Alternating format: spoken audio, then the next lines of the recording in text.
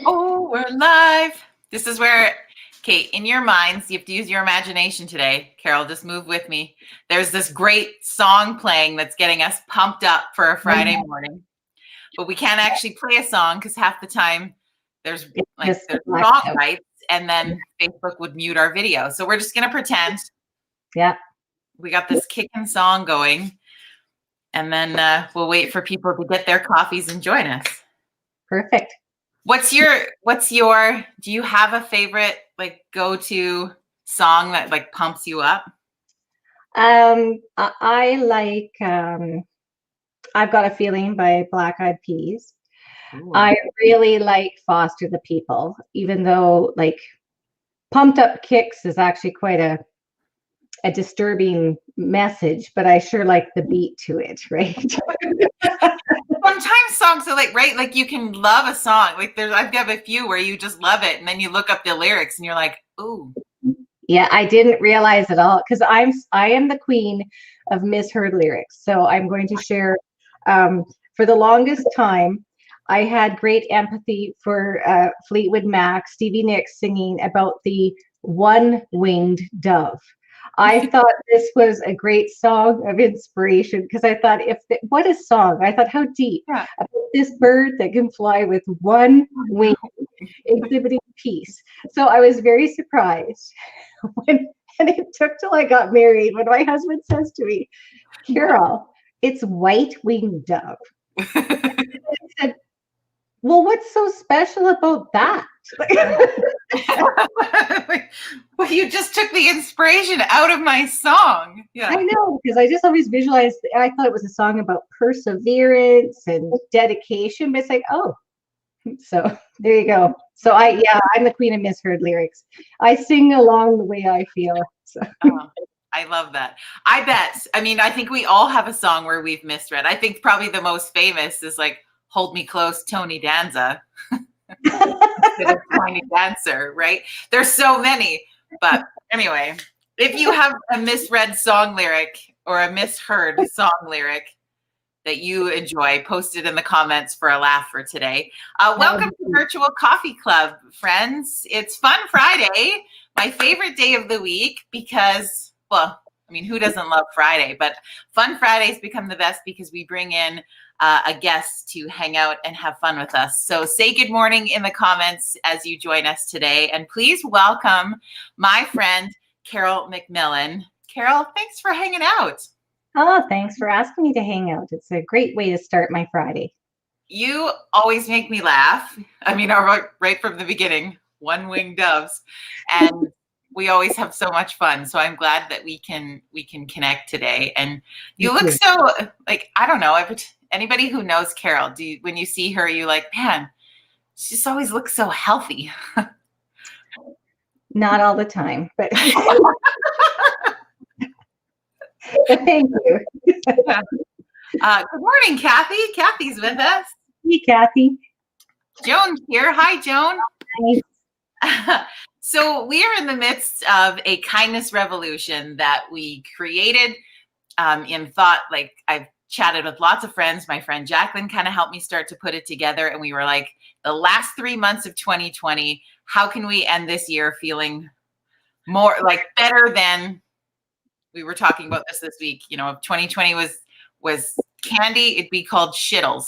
So we wanted to end the year on a high note. So Kindness Revolution came in so we can spread kindness. In November, we are focusing on kindness towards ourselves. And so we've had a fun calendar again made with little daily challenges and ideas to be kind. And in that, I wanted to have some fun conversation around kindness when it comes to health, because I think we easily throw away good health in the package of we don't associate that with kindness. I think we feel pressure for health. We learned this year with the great pause that health is being put a lot into perspective, but we forget to fuel ourselves and take care of ourselves. And Carol, you're somebody who's always just been such a light and a leader in my life and in the community we both live in just wanting people to make healthy choices and have fun doing it. So Have you always been somebody that's just really loved health and wellness? I've always, it's interesting because I always have enjoyed activity for sure. When I was a child, however, I used to think that the best food would be all in like healthy. But if I used to want to invent just four different pills like meat, vegetables, fruit, protein, whatever, because I wanted to go out and play. I had no time, and I was a very picky eater by far. And but I always did like my vegetables. It's interesting. I wasn't a big meat eater as a child even. And what's ironic though is I, after reading the book Eat Right for Your Type, but also doing a lot of research on this, it's quite ironic because my husband's a huge fan of meat, and yet his blood type, he thrives on vegetarian, so he really enjoys all the cooking I do. But I actually am the hunter, my blood type.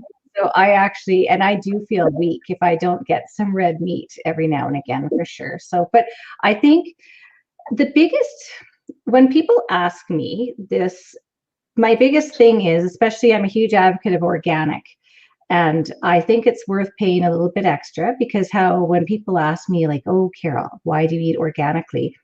I throw it back that if you had a high performance sports car, you wouldn't put the cheap gas in. So this is, we're very blessed to be born with our particular high performance sports cars, or whatever you want to view it. But this is our vehicle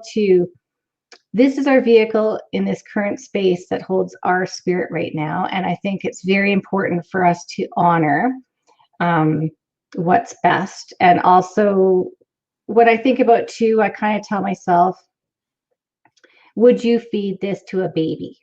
And saying this, I'm not saying that, of course, I like to have wine and, and I would be feeding that to a baby. But overall, if you're just thinking about your choices, would I feed this Dorito to a baby? This Dorito. Only late on Fridays. Yeah. Exactly. Yeah, because it's always that 80-20 rule. You can have that 20% where, yeah. Yeah. Yeah. Our cheat day, as we call it.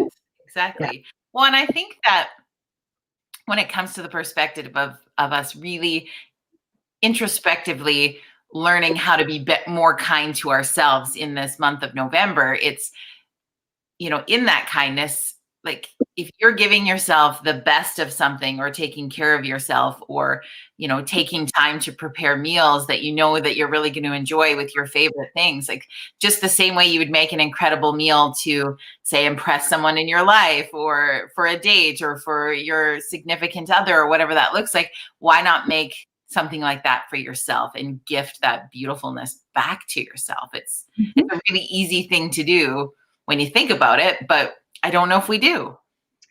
It's a lot of, it is mindfulness. I'm not going to deny, because it takes time.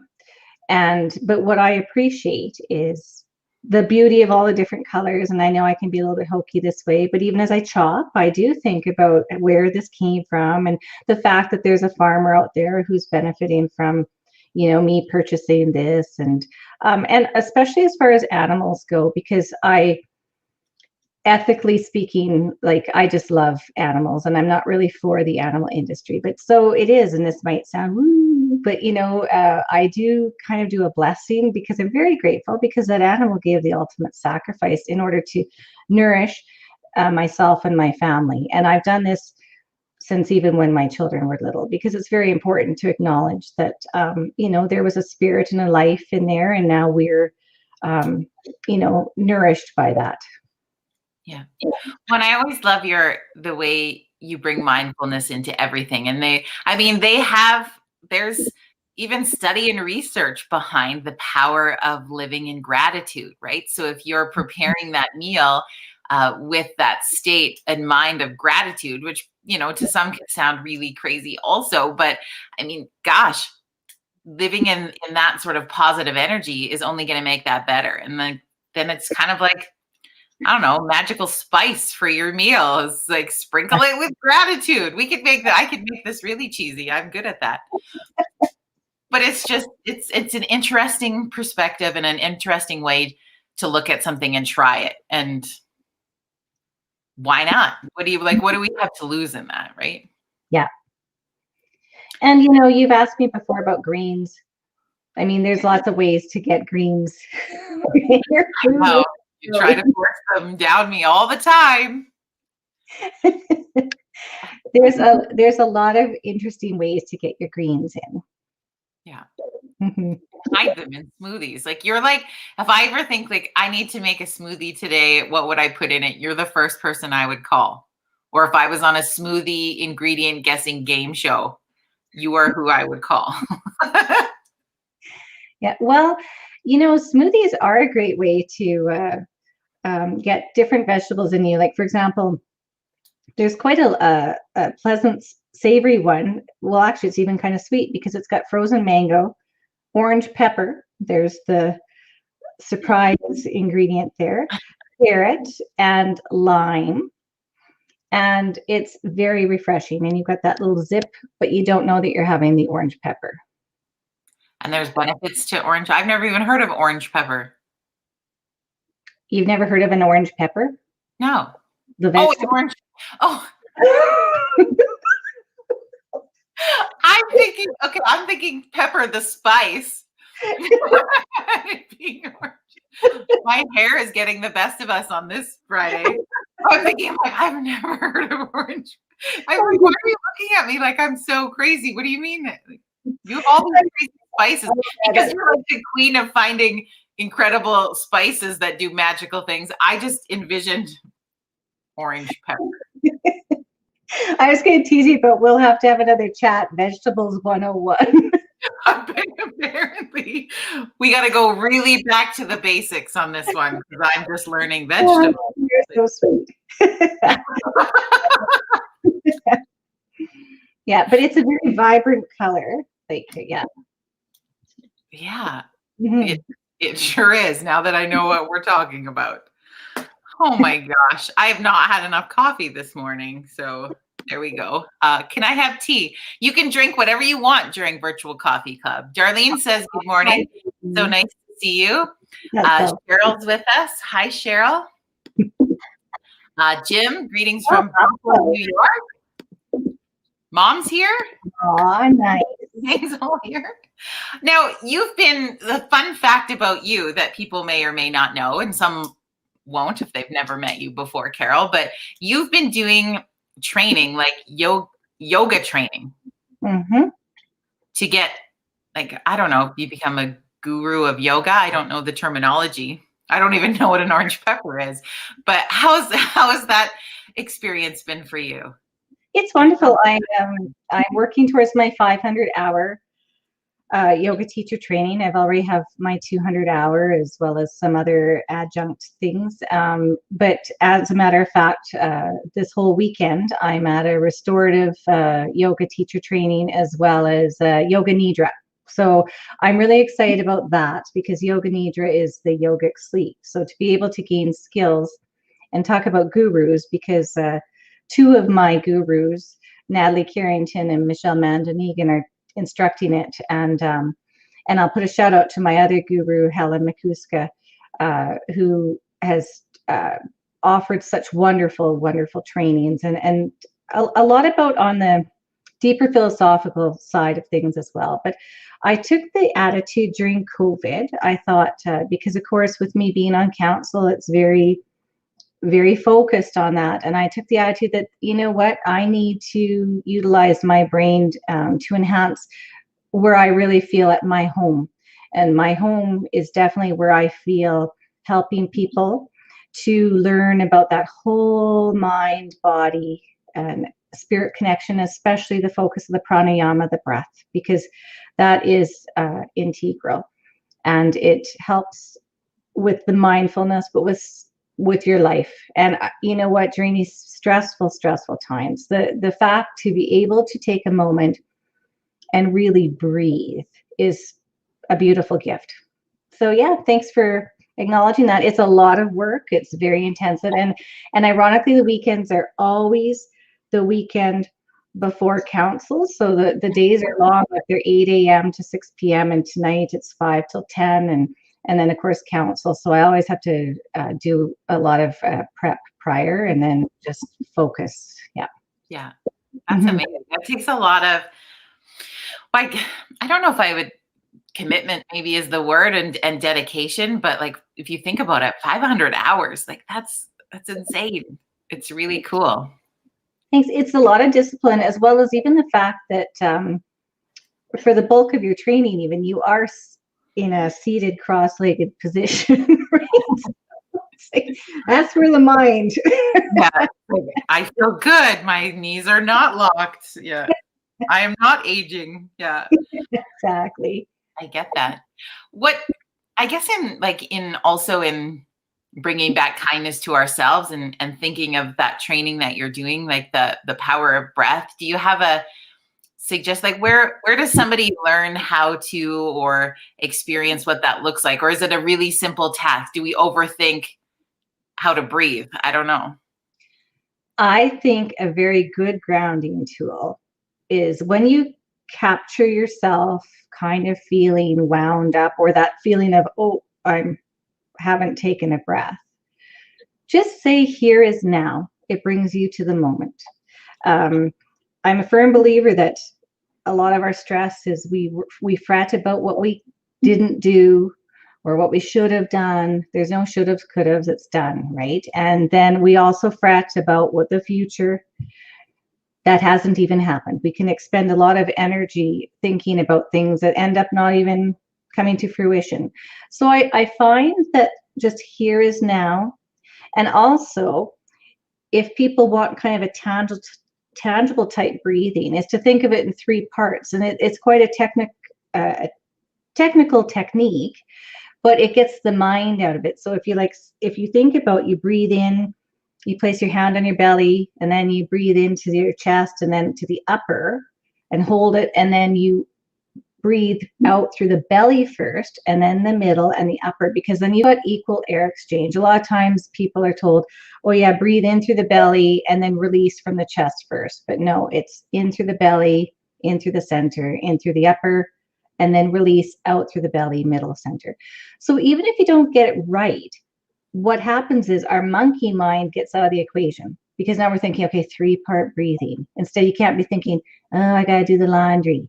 Like, it's just all of a sudden 3. So 1, 2, 3, or in, out, out, out. So that would be my suggestion for people.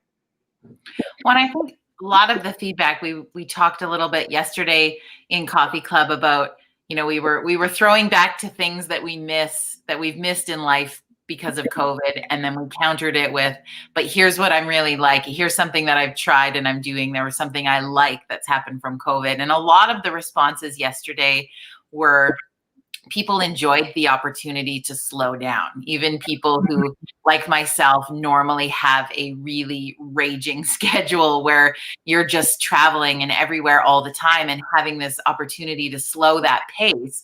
A lot of people have said they've enjoyed that slow. So my thing is, in this time frame, how do we learn those breathing techniques and those pieces? So as we shift back in our future, going back into when things open up and life is starting to get busy again, and we start to, bring and pile in back the things in our lives, have we learned a skill set to go back into what the great pause has taught us? So I love this, trying this technique. And I mean, we might get it wrong, like you say, but I don't know if there's a wrong way to keep breathing. Like stopping breathing, that would be wrong. That would be the choice you don't want to make. But it's just having that moment in the morning. And I had a great massage this week with an incredible young lady who's been doing massage, and she was talking to me a lot about that breathing also. And just, she's like, even if you just take like 10 minutes and just do deep breaths, like, she goes, that can make a whole difference in the world. And it was, you're like, oh yeah, crazy in this world that we get so wound that we have to be reminded to breathe deeply. Oh, and it's our North American society about achieve, achieve, achieve, and go, go, go. And another technique for people to actually think about as well is really pay attention to our beloved feet. I mean, this is what our foundation is, and this is what, like, these are the unsung heroes of our mobility.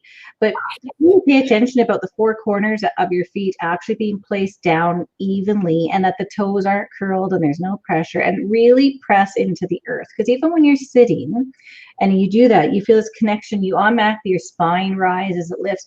The minute we have that better posture, we've got a better lung capacity for the beautiful breath that we can practice. So it's also reminding yourself, and I've worked on these because Ayurvedically speaking, my dosha is Vata, which is wind, and woo, and because so, and that's why I don't do well physically in wind. I really don't. So it's nice that you said I look so well and healthy, but these windy days have just set me off. But that's why it's important to really ground ourselves. It reminds us about the connection to our wonderful soil and the earth, and it just takes a moment just to reboot, remember that we're part of this universe with everyone else. Yeah, I like that you bring up grounding. I think I've had numerous conversations on that over the months, just with friends and other people in healing work and energy work. And if people can start to bring some of those grounding techniques into it. So when the days when you're feeling like this is scary or overwhelming, or I mean, because we're all human, like we're, I think all of us can say, like, we're not going to let fear drive us. We're not those people, but we're human. So there's days where you read something. I know I read something yesterday and I had this moment where I was like, that makes me feel angry and fearful and I want to jump out of this. But then it was like, same thing, like just feet on the ground, like ground yourself for a minute and just remind yourself you're here. And so if you're, I call it spiraling. If you're spiraling, I spiral a lot. Grounding is just another great, easy tool to just bring your focus back. Mm-hmm. And it's kind to do that to yourself, to be able to calm. And then, I mean, honest to goodness, if you're a parent, if you can find those techniques to ground yourself, then teach them to your kids and your other people in your home or whatever that looks like. And then together you can do those things. And that's going to feel great too. Yeah. Mm-hmm. Yeah. Yeah, it's I think with this being such a fear-based situation, it's so important that we take that time to breathe and ground and remember about what we can and cannot control. We can't control the economy. We can't control the pandemic. We can't control, for example, and I don't mind sharing, my two sons are in the Atlantic bubble. It's, as a parent, great, they're safe, but we're not allowed to go see them, right? So and so that fear of, like, it's really made me think that I've been very grateful for my yoga background, because as a parent, to not know the next time you're going to see your children in person, it's very unsettling. So it's just a case of, just have to just ground and breathe. One day at a time, 100%. No, I appreciate you sharing that with us today, and some great techniques in bringing in health and wellness into the kindness messaging to yourself, and taking the time for that is just so important. And I think we should end the way we began, in any other song lyrics you've misheard.